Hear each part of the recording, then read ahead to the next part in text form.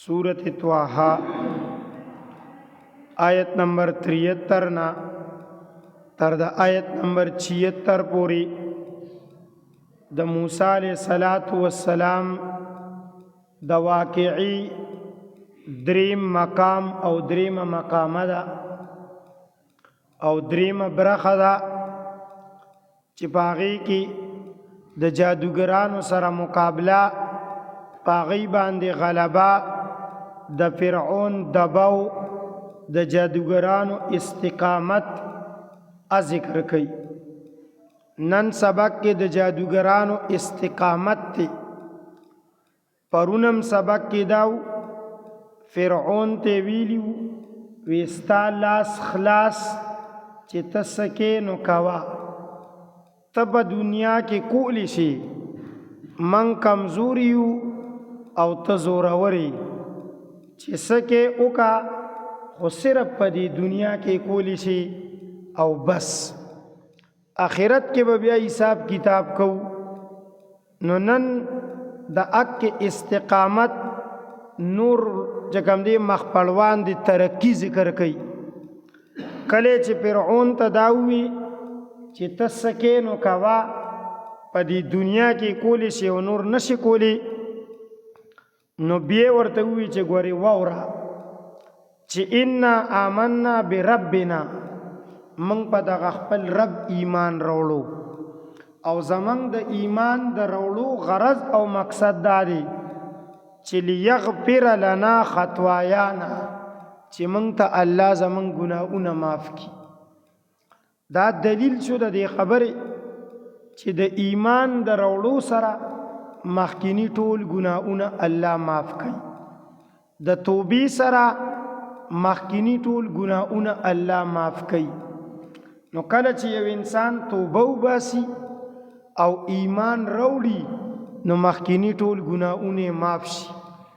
ولی دای خو سحر راغلیو د موسی علی السلام مقابله تا دای د کفر په سب کې ولاړو وی اوس متوبه ده او دا ایمان مروړو د دې د پاره چې الله راته دا ګناهونه معاف کړي. ایمان خو موږ د دې د پاره نه دروړي چې موږ به په دنیا کې مزه کوو او بس اوس به دعوتونه او د ختم نبوت جلسې به ایکی به خوراکونه دا خو موږ د دې د پاره ایمان نه دروړي. ایمان خو موږ دې د پاره وروړي چې الله زموږ ګناهونه معاف کړي. دویمه جمله او فرمایله وما اکرهتنا علیه من السحر اچتا په موږ باندې په زور کم جادو کړی دی نو اکا موږ د الله نه د هغې معافي غواړو. دا جادوګران په زور راوستلی شوي و که په خپله خوښه راغلي وو. علما وایي چې د دلته نه معلومه شوه چې په زور راوستلی شوي وو. فرعون د مختلفو ښارونو نه په زور او په زبردستۍ خلق راوستی و وی خامخا به د موسی علیه السلام مقابله کوي. مخکې تیر شول چې کله هغوی راغلل نو هغوی انکار وکړو و اسر النجوه پټه مشورې وکوي د موسی علیه السلام خو په حقه دی لیکن فرعون ورته وی دمکی ورکا وی خامخا به مقابله کوي او که تاسو مقابله ونه کړله نو تاسو ته سزا در کوم. نو هغې ته اکراه وي. دویم فرعون د بنی اسرائیلو یو 4 غلامان نیولیو او هغې ته ویلیو چې تاسو به خامخا جادو زده کوئ او مقابله به کوئ. ایته اکراه وي. دریم فرعون په خپل حکومت کې دا قانون پاس کړو چې د هر کور نه به یو سړی خامخا جادو زده کوي. د هر کور نه په هر یو کور کې به یو جادوګر خامخا وي. نو دا جادو یې په خلکو په زور او په زبردستۍ کړو او جادو خو کفر دی. ایته وی وما اکرهتنا علیه من السحر. سلورم رشد القرآن کې مولانا اسید الله صاحب رحمت الله علیه یو واقعا نقل کړي. دا جادوګران چې راغلل نو فرعون دی ته وی چې تاسو مقابله وکړي. نو دی ورته وی چې موږ ته موسی علیه السلام اوده وخایه اوده.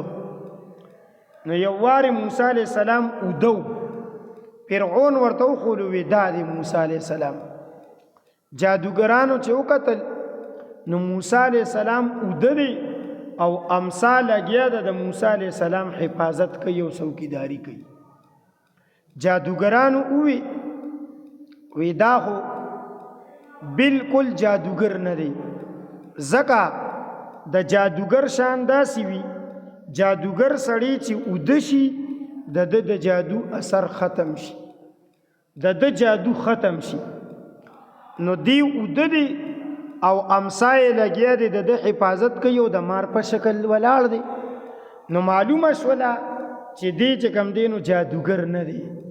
نو چې جادوګر نه دی نو دی حق سچ پیغمبر دی او د حق سچ پیغمبر مقابله خو څوک نشي کولی. نو فرعون ورته ووی چې نه تاسو به خامخا مقابله کوئ او که مقابله نه کوئ نو بیا تاسو چې کوم دی نو قتلو او وجنمو. ایته وی وما اکرهتنا علیه من السحر. ګورا وما اکرهتنا او سچی تا په مونږ باندې زور کړی دی، جبر دی کړی دی، زیاتې دی کړی دی من السحر د جادو. والله خیر و ابقا. هغه پاس فرعون ویلیو وی اینا اشد عذابا و ابقا چې په مونږ کې به د چا سزا سخت وي او څوک به باقي. نو دلته وی والله الله چې دی خیر دی غوره دی و ابقا او باقی دی.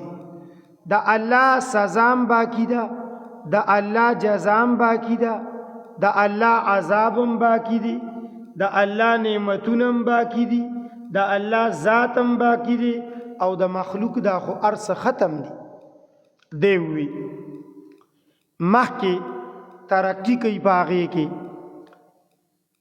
دی کلام تا ادخال الہی وی دا اللہ کلام دی. اللہ تعالی باغی دا پاس اضافہ کئی یا دام دا جادوگرانو کلام دی، خو لیکن معلومی گی چی دا دا اللہ کلام دی. انہو بشکا شانداری من یأتی ربہو مجرمن سوک چی اللہ تا مجرم راغی زوخو با اللہ تا ټول دا مرگ نفس با اللہ تا ادریگی، قبر کی با اللہ تا چکم دی مخامخ کیگی، میدان محشر کی با اللہ تا مخامخ کیگی. خو چی سوک پا حالت دا جرم کی اللہ تا مخامخ شو پا حالت دا جرم کی. دا جرم نه څه مراد دی دلته؟ د جرم نه کفر مراد دی. چې څوک کافر الله ته مخامخ شو او په حالت د کفر کې الله ته مخامخ شو نو فإن له جهنم، د ده دپاره جهنم دی. د جهنم صفت ذکر کوي لا يموت فيها ولا يحيا. جهنم کې به نه څوک مړ وي نه به ژوندي وي. هلکه مړ خو نه دی هلته، مرگ راځي نه، ځکه مرگ ته به مرگ راشي، مرگ به مړ شي. نو چې مرگ مړ شي نو بیا مرگ چاته نه راځي، نو مړي خو به پکې څوک نه. خو لیکن ژوندي څنګه نه دي؟ نو د ژوند یو خپله پیده ده او یو خپله مزه ده. په جهنم کې نه اکه پیده شته او نه هغه مزه شته. ولی؟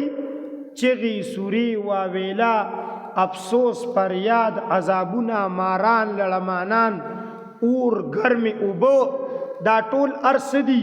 نو د جون مزه نشته کار، د جون مزه نشته. نو داسې دی لکه چې کوم دی لکه سړی چې ژوندي نه وي خو مړم نه دی. مړم ولی؟ د مرګ سره خو خبره ختمه شي که نه، نو دی به هلته مري نه چې خبره ختمه شي. نو دا زورنه وه. ومن یأتیه او سوک چراغی اللہ تا مؤمنا مومنا، سوک چی اللہ تا پدا سے حال کی راغی چی ایمان روڑے ہو. اللہ دے منگ اللہ تا پدا سے حال کی ورولی چی زمانگ ایمان وی. پدا سے حال کی مدے اللہ نور ولی چی زمانگ منگ مجرمان یو او منګه بی دین یو نو الله دې موږ د ایمان په حال کې الله ته ورولي قد عمل الصالحات او د نیک عملونه کول فاولئک لهم الدرجات العلا د دې دپاره بیا اوچتي درجې دي اوچتي نو چا ویلي 100 درجې دي جنت کې او چا ویلي دي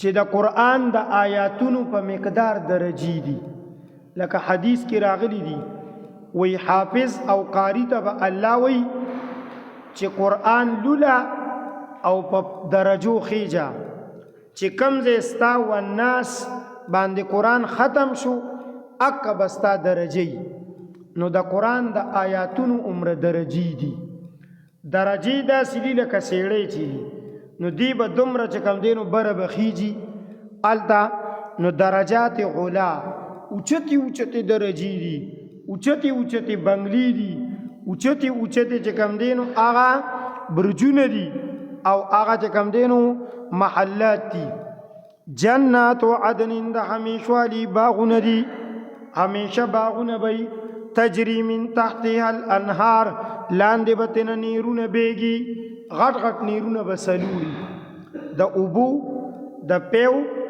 د شاتو د شرابو د دینه چې بیا ته ځان له کم قسم شربت جوړوا که پیو اوبه ملاوي لسی به ته جوړې که پیو شات ملاوي بل شی به ته جوړې که شراب او پی ملاوي بل شی به ته جوړې که شات او چې کم دی اوبه ملاوي بل سیز به ته جوړیږي بس هر یو سی که درې ملاوي او که څلور ملاوي نو نور سیزونه به ترنه چې کم دی نو جوړیږي نو دا اصلا نیرونه څلور به غټ وي خالدین فیها همیشه به وي په هغې کې وذلک جزاء لیکن دا بدله ده من دا هغه چا تزکا چې ځان پاک ساتلی دي د څه نه د کفر نه د الله د نافرمانۍ نه د ګناه نه د شرک نه د بدعت نه چې ځان پاک ساتلی دا د هغې بدله ده الله دې د عمل کولو توفیق راکړي